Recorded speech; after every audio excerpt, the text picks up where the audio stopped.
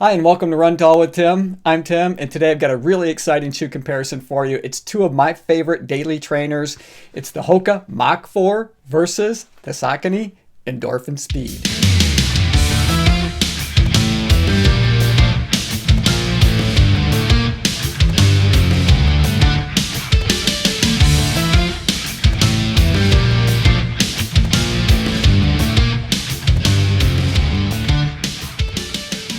Now before I get into it too far, I always like to demonstrate what it looks like to run in the shoes that I'm about to review for you. So let's do that. But then when we come back together, we're going to take a real close look at the Hoka Mach 4 and the Saucony Endorphin Speed to try to answer the question, which shoe is right for you?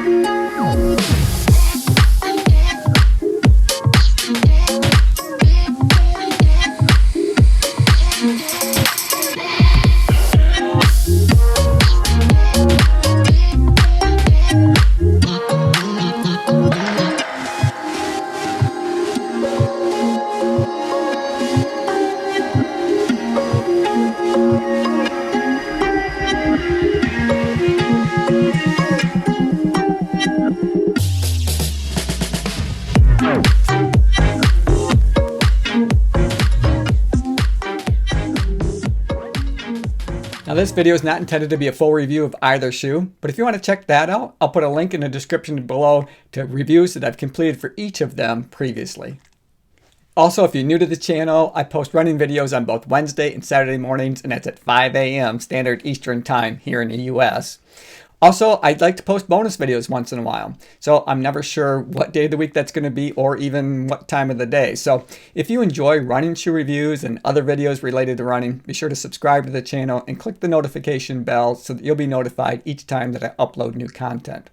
Also, if you want to save yourself a little time, I tried to make that easy for you. If you open the description, there you're going to see where I've created chapters. Just click on the timestamp for the part of the video that you want to watch, and it's going to take you right there.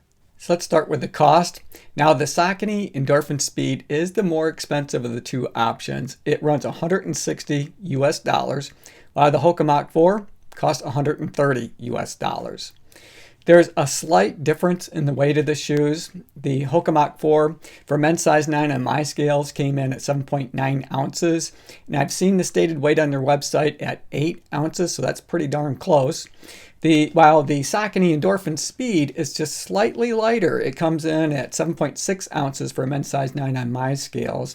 And I have seen the stated weight on Saucony's website at 7.9 ounces. So there's a slight bit of a variance between my scales and what Saucony was reporting. But either way, Saucony, the Endorphin Speed, is being reported as slightly less heavy than the Hoka Mach 4.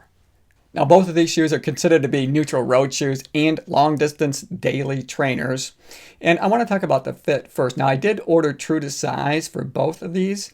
However, I think that the Saucony Endorphin Speed was just a little bit smaller on my foot. So, it gave me a little bit more of a race feel when I put these on. But between the two, I felt like I have a more secure lockdown feeling across my midfoot in the Hoka Mach 4s than I did in the Endorphin Speed. Overall, in terms of comfort, I got to give it to the Hoka Mach 4. These are the most comfortable Hoka shoes that I've had on foot. And that's not really taking much away from the Endorphin Speed. These are also comfortable, but between the two, I'm going to give the nod to the Hoka Mach 4 for that lockdown across the midfoot and the amount of space that I have in that toe box. And that's not something that Hoka's normally known for, but they did something different when they shaped the toe box of the Mach 4. I just feel like I have plenty of room to display my toes when I want to, but yet it still feels snug and secure across my midfoot. So they just did a terrific job with that. The Saucony Endorphin Speed also feels very snug and secure across that midfoot, just not as much so as the Hoka does. Also, when we're talking about the uppers on these, they both did a really nice job in terms of the material and breathability. You know, they both have an engineered mesh material that they use, and you can see there's lots of perforations in the toe box on the Endorphin Speed. And as we kind of look around to the side of the shoe, you can see there's not a whole lot going on there. You know, they do have this one plastic overlay here with their Saucony logo on it. And then they've got some structure built into the heel as well with, you know, a little bit of plastic overlay there, and as well as a bit of a heel clip in the heel counter of the shoe. With the Hoka Mach 4, you know, I felt like this shoe has lots of perforations. They're just not as noticeable. I don't know if it's because of the black material, but they're there. And I felt like I've had plenty of airflow to keep my feet comfortable while I was out running. I did have a chance to run in a little bit warmer weather yesterday in the Mach 4s. So up until yesterday, I think the warmest temperature that I've had them out in has been about 60 degrees, but it's about 75 yesterday, and they were really comfortable. So no issues in terms of breathability on the upper of the Hoka Mach 4. And then as we look at the side of the shoe, you can see, you know, they don't have a whole lot going on there as well. You know, they've got a little bit of a plastic overlay with their Hoka logo there. Now they have a little bit more structure. You know, they have this heel piece that comes around, this plastic piece that wraps around the heel counter. You know, that's pretty stout, and it gives you a nice secure feeling in your heel when you're running, and it creates a nice solid heel pocket for your heel to set on. I think combined with that snug feeling across the midfoot and, you know, the heel pocket that they developed, you just feel really snugged in and secure when you run in the Hoka Mach 4. No complaints about that at all. Talking about the cage on both of these shoes, now this is where I think Hoka did shine over previous shoes that this shoe was modeled after. Now they kind of took cues from the Rocket X as well as the Hoka Carbon X shoes, but they tweaked that cage system, and I really like what they did, because with those shoes I felt like that material eventually was going to overlap. So I kind of felt like the cage eventually was going to overlap there, but I don't have that issue with the Mach 4 at all. With the Saucony Endorphin Speed, you know, they did a good job. I don't have any issues necessarily with the cage on the shoe. You can see they've got some plastic overlay on the outside to give it a little extra durability, as they do with the Mach 4. And I did feel like I could get locked in and secure with the shoe. I think that the nod, though, goes to the Hoka Mach 4. With the tongue of these shoes, you know, they're about the same in terms of the thickness and how padded they are. You know, they're really, really close. And they're both semi-gusseted, so there's really no difference there. They both lay flat on your feet. They don't migrate around. They're really comfortable. I haven't had any issues at all there. And then as we look at the padding around the heel collar, as well as the heel tab of both of these shoes, you know, the amount of padding that they included on each of them is pretty much equivalent. I didn't really notice much difference in terms of the amount of padding around those areas. You can see also with the Hoka, you know, it's about the same, you know, in terms of the depth and the amount, and even the style for that matter. These are both kind of a traditional style of padding, and I often call it kind of a pillow style, because it's pillow-like up around the collar of the shoe. The biggest difference lies in the heel counter. Here we've got a real traditional fit on the Saucony Endorphin Speed, and I know a lot of runners really like that. You know, they prefer that over what's become much more popular these days, and that's this big Achilles heel flare. Now, I like the heel flare. It took me a while to get used to it, but now that I am, I like that, how that cradles my Achilles. It just feels really soft and comfortable to me. And it's kind of nice, you can use that flare to grab a hold of to help you pull your shoes on, because there's no tab to do that on either one of these shoes. And while it's a small thing, it does make a difference. Now let's talk about the midsole, because this is the biggest difference. You got the PWRRUN PB based midsole foam on the Saucony Endorphin Speed, and this shoe has a little secret inside. Right? It has the nylon plate that runs the full length of the shoe. The amount of foam underfoot here, they have 35.5 millimeters in the heel and 27.5 millimeters in the forefoot. So that's a difference between the two, is this has an 8 millimeter drop from the heel to the toe. So with the Hoka Mach 4, like a lot of Hoka shoes, I think pretty much all of them have a 5 millimeter offset. So this has 35 millimeters in the heel and 30 millimeters in the forefoot for a 5 millimeter offset from the heel to the toe.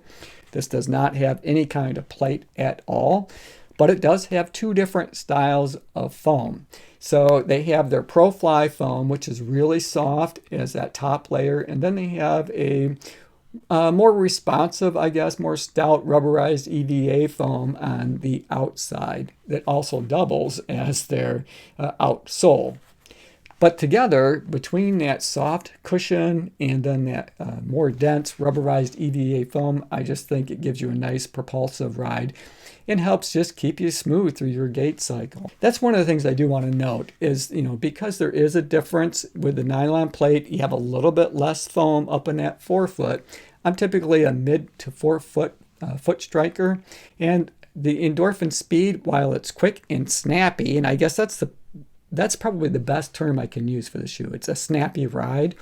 It's a little bit more stout. I felt like it wasn't quite as soft or cushioned as the Hoka Mach 4 is, because, you just have a little bit more foam up in that forefoot and there's no plate there. So it just felt a little bit smoother, a little bit more natural to me, where the Endorphin Speed, it feels like there's a little bit of a plate there.